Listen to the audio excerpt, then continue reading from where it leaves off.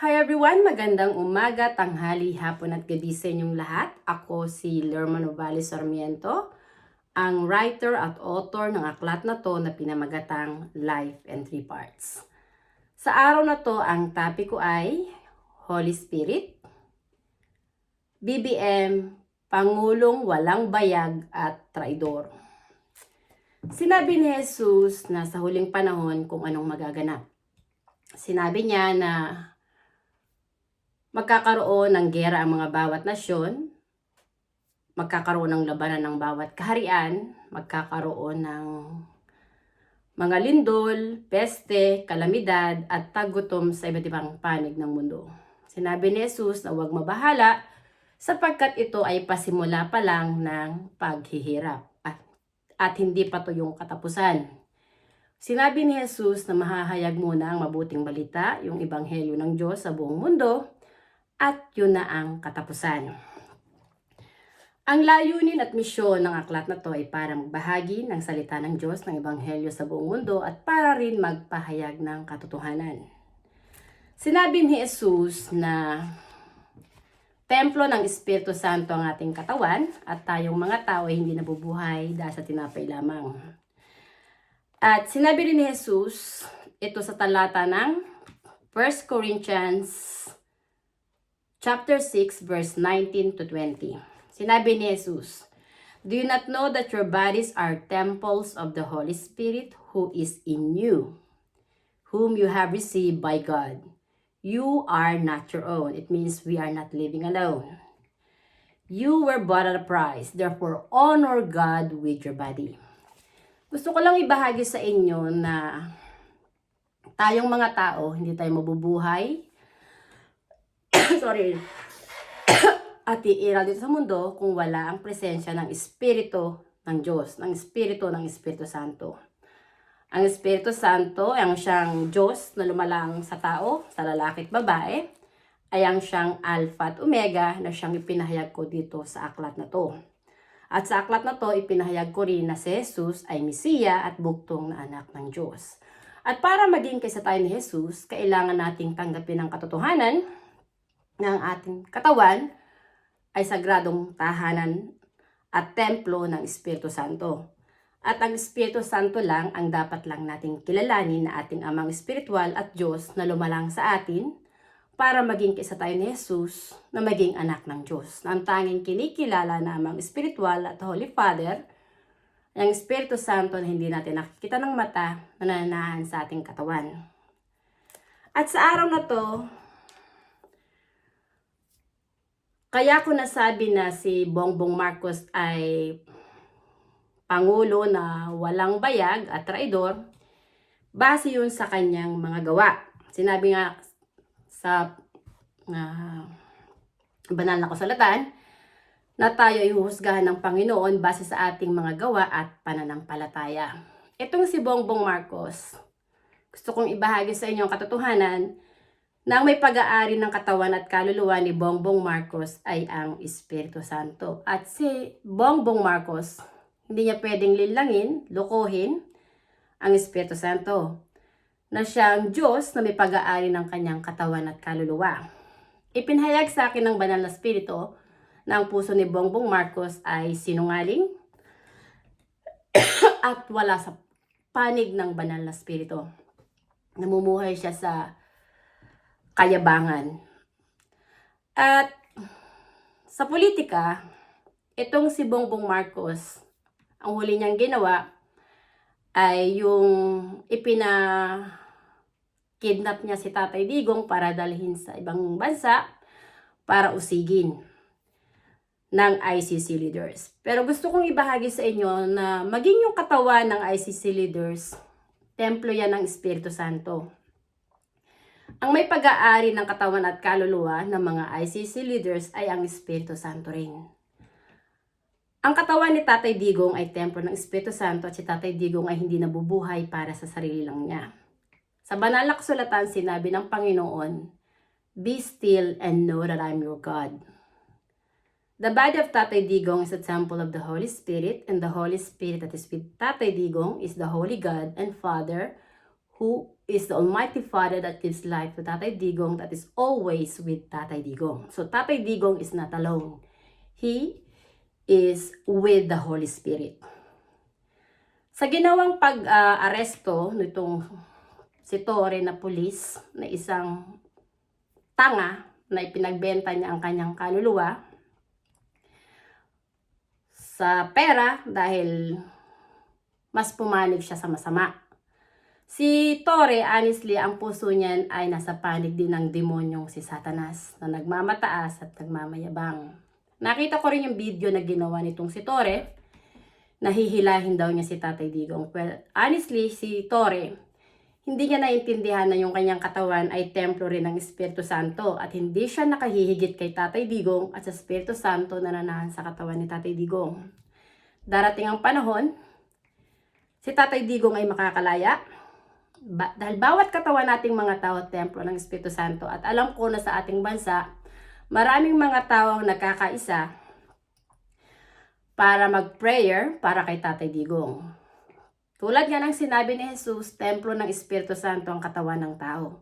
So bawat katawan ng tao na magkakaisa na mabubuo, na pagbubuklo din ng Espiritu Santo dahil bawat katawan natin ay templo ng Espiritu Santo, ang Espiritu Santo ang magbibigay ng kalakasan sa atin. So itong mga ICC leaders, honestly, wala silang power over sa atin, over kay Tatay Digong, dahil ang may pag-aari din ng buhay ng mga ICC leaders ay ang Holy Spirit. At mas powerful ang Holy Spirit kaysa sa ICC leaders. Honestly, si Tatay Digong ay pinahayag ko sa aklat na to na siya yung isa sa chosen one, a spiritual warrior of God. At para patotoo, yung pangalan ni Tatay Digong ay talagang nasasaad sa aklat na to. At ipakikita ko sa inyo. Yung pangalan ni Tatay Digong ay nasasaad dito. President Rodrigo Duterte. Si Bongbong Marcos, honestly, ang puso niya at kaluluwa niya ay nasa panig ng demonyong si Satanas. Yung katawan niya, sa templo ng Espiritu Santo ay sinisira niya gawa ng droga. Kung makikita nyo si Bongbong Marcos pag nagsasalita, hindi lang sangiwi, yung kanyang mga sinasabi ay walang common sense. Paulit-ulit o dili kaya ay magulo. Walang direksyon, walang kaliwanagan.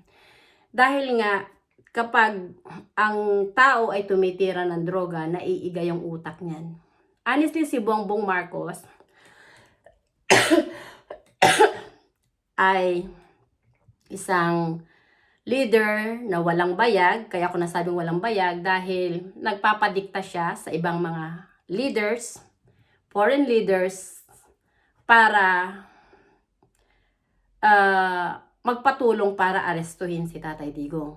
At pagtulungan nila na si Tatay Digong ay kanilang wasakin. Pero hindi nila kayang wasakin si Tatay Digong dahil yung katawan ni Tatay Digong ay templo ng Espiritu Santo. At sinabi ni Jesus, there is power once you receive the Holy Spirit. You will become my witnesses in Jerusalem, in all Judea, in Samaria, and at the end of the earth. To tell you the truth, I am the masterpiece of the Holy Spirit. The Holy Spirit that is in me is my master, my God, and my Creator who has called me to create this book. To exalt the name of the Holy Spirit in the whole world is the only one God and Holy Father, that we humans should humble ourselves to repent and honor the Holy Spirit in our body as our Creator and Heavenly Father, which is the Father of our soul, so that we will become the child of God. The Holy Spirit that is indwelling in the body of every humankind is the Almighty Father, the omnipotent, omnipresent, and omniscient living God. Tatay Digong, honestly, is not alone because his body is the temple of the Holy Spirit and the Holy Spirit is always in his side. Itong mga ICC leaders, dapat niyang i-abolish ang grupo na yan dahil ang grupo ng mga yan ay yung mga kampo ng kadiliman na silang nasa panig ng demonyong si Satanas na mas pumapanig sa mga leaders na mga korap na masasama na silang nagmamataas at nagmamayabang sa Espiritu Santo na nanahan sa kanilang katawan. na sila ring nagmamataas at nagmamayabang sa Espiritu Santo na nasa katawan ng kanilang kapwa. Ang ICC leaders, wala silang power sa Holy Spirit dahil ang may pag-aari din ng katawan at kaluluwa ng mga ICC leaders, ng mga tao na to, ay ang Espiritu Santo rin. Dahil templo ng Espiritu Santo ang kanilang katawan. At ang may pag-aari ng katawan at kaluluwa ng bawat tao ay ang Espiritu Santo lang. So ang Espiritu Santo ang siyang pinakamakapangyarihan, ang Diyos ng katarungan at Diyos ng hustisya. Honestly, si Tatay Digong, hindi yan kayang wasakin ng ICC leaders. Ang ICC leaders ang dudurugin ng Holy Spirit, hindi si Tatay Digong. Dahil si Tatay Digong ay naglalakbay sa Espiritu at katotohanan na may pagkapahalaga sa mga kaluluwa na inaabuso ng mga taong demonyo na silang mga kampo ng kadiliman dito sa mundo. Honestly, sorry, itong 2025, ito na yung katapusan ni Bongbong Marcos. Ang propesya ni Jesus, honestly, yung end time, ito ng 2025. Kasi sa buong mundo, mahahayag na ang Espiritu Santo lang ang nag-iisang Holy Father, na amang espiritual, at yung mga tao na mananatiling tapat at totoo sa Espiritu Santo, naglalakbay sa Espiritu katotohanan, sila yung maliligtas. Pero yung mga tao na nagmamataas at nagmamayabang sa Espiritu Santo, na feeling nila sila yung mga Diyos dito sa mundo, sila yung lulupigin at dudurugin ng Espiritu Santo. Honestly, bilang na ang mga araw ni Bongbong. Itong 2025, katapusan na ni Bongbong sa pamumuno. Dahil darating ang araw, yung mga tao sa ating bansa, dahil tatanggapin nilang katotohanan sa mga aral ni Jesus, na templo ng Espiritu Santo ang ating katawan, maraming mga tao ang tatanggap sa Espiritu Santo at kikilalanin ang Espiritu Santo lang ang Holy Father na siyang lumalang sa tao, na nagbibigay ng buhay sa tao. Maraming mga tao magbabalik loob sa Espiritu Santo kung kaya ang ating bansa ay maboborn again ulit.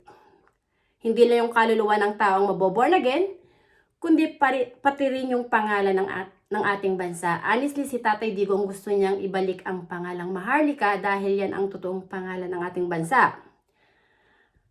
At ang ating bansa ay ang siyang lupang hinirang ng Espiritu Santo.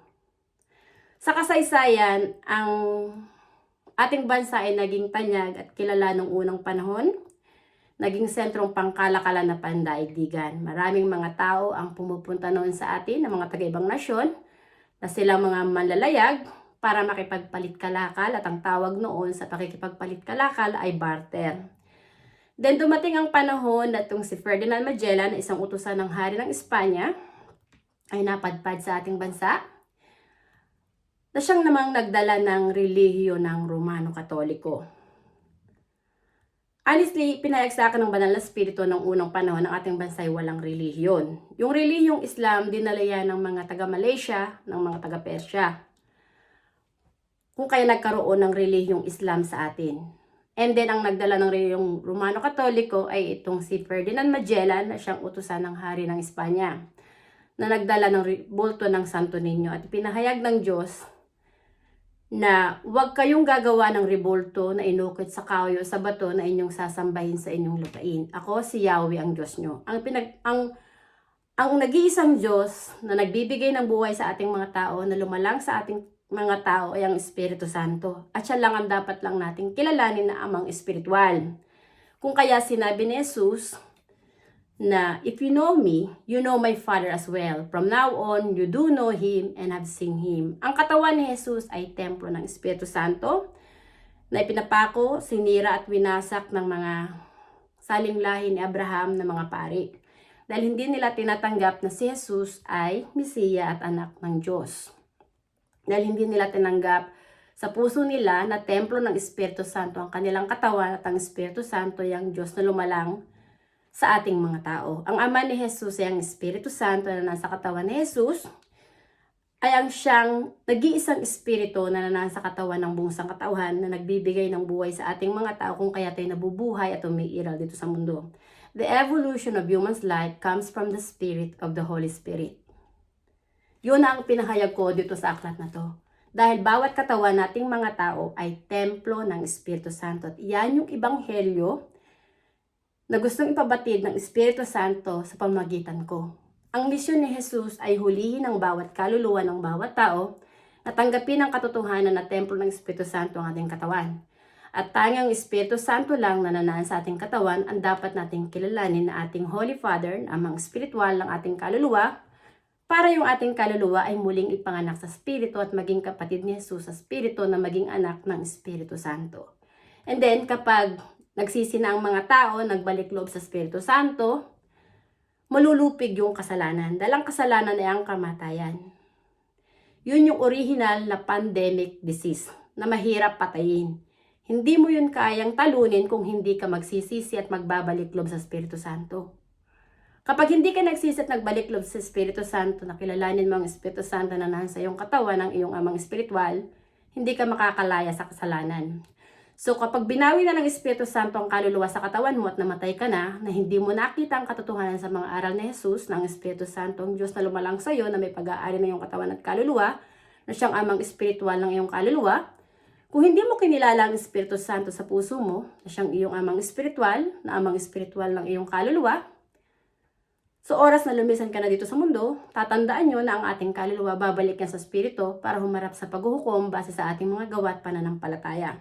At kung dito sa lupa hindi mo kinilala, hindi mo iniibig ang Espiritu Santo na higit sa lahat, na siyang nananahan sa iyong katawan, na siyang iyong amang espiritual at Diyos na lumalang sa iyo, ang iyong kaluluwa, pag humarap yan sa paghuhukom, hindi ka rin kikilalanin ng Espiritu Santo na anak niya. Hindi ka rin kikilalanin ni Jesus na kapatid niya sa Espiritu dahil hindi mo kinilala ang Espiritu Santo sa puso mo na siyang nananahan sa katawan ni Jesus, na siya rin isang Espiritu na nananahan sa katawan mo, na siyang iyong Diyos at amang espiritual. Honestly, si Bongbong Marcos, ang ICC leaders, sina Maria Ressa, Leni Robredo, Juan Ponce Enrile, iyang sina Fidel Valdez Ramos, Cory Aquino, sina Trillanes, 10 ng lahat ng kumukontra kay Tatay Digong, mga kampon sila ng kadiliman. Honestly, ang mga pare, yung Roman Catholic leaders, hindi sila mga sugo ng Diyos dahil sila ay mga bulaang propeta, mga antikristo, na nanlilin lang sa mga tao para iligaw ang kaluluwa ng bawat tao.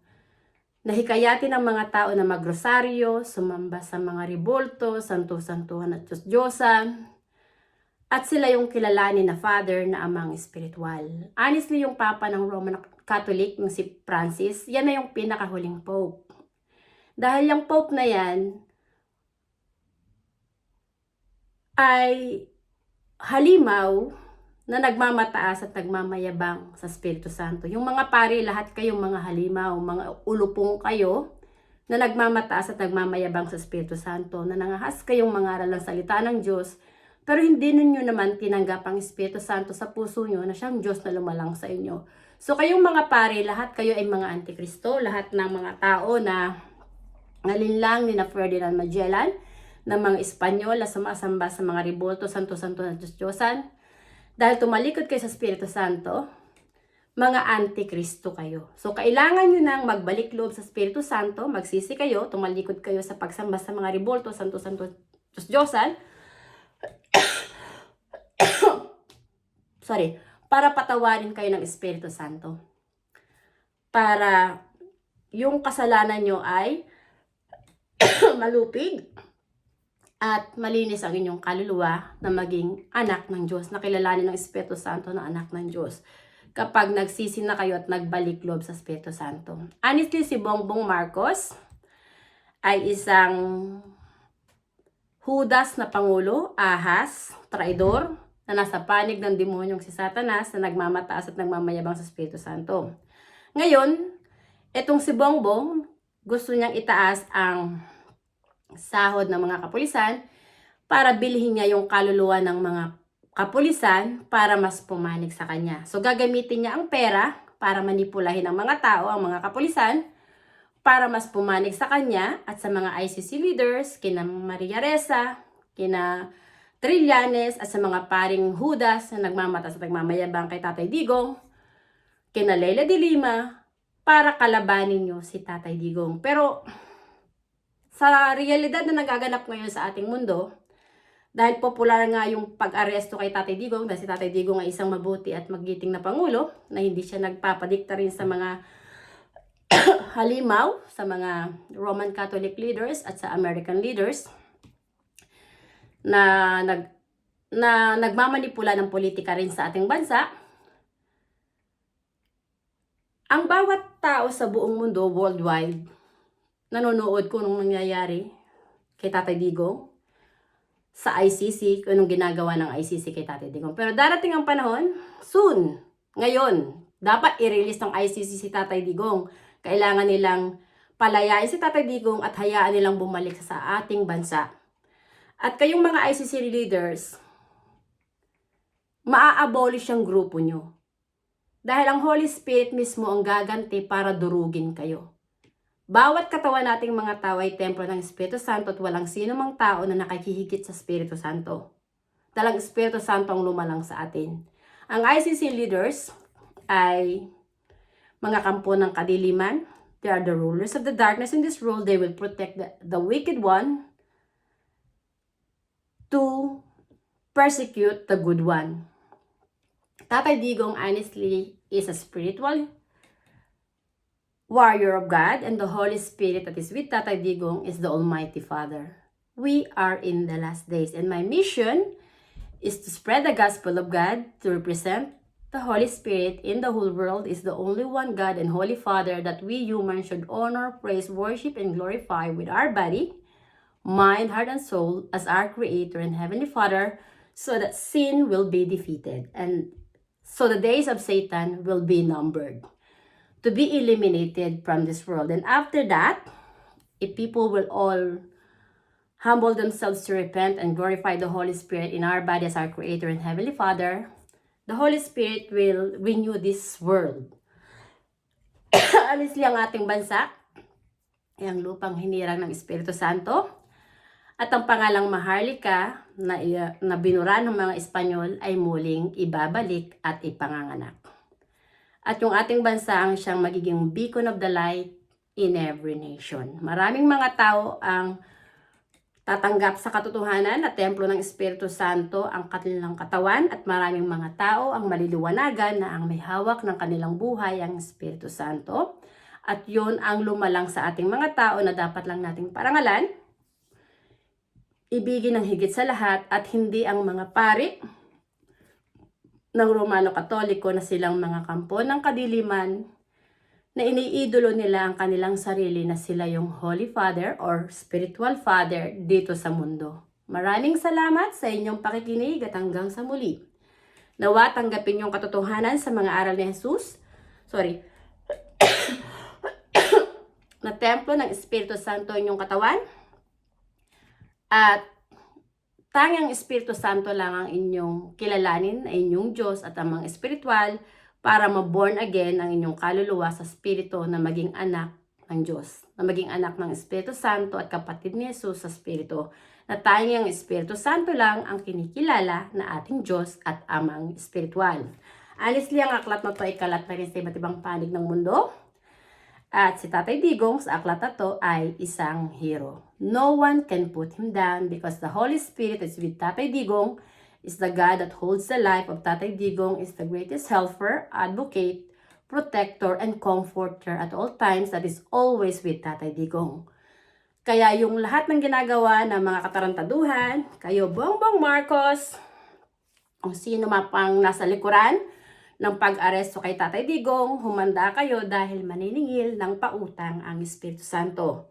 At yung taong bayan sa ating bansa ay magkakaisa para dumugin at durugin si Bongbong Marcos sa Malacanang para patalsikin mismo sa kanyang posisyon.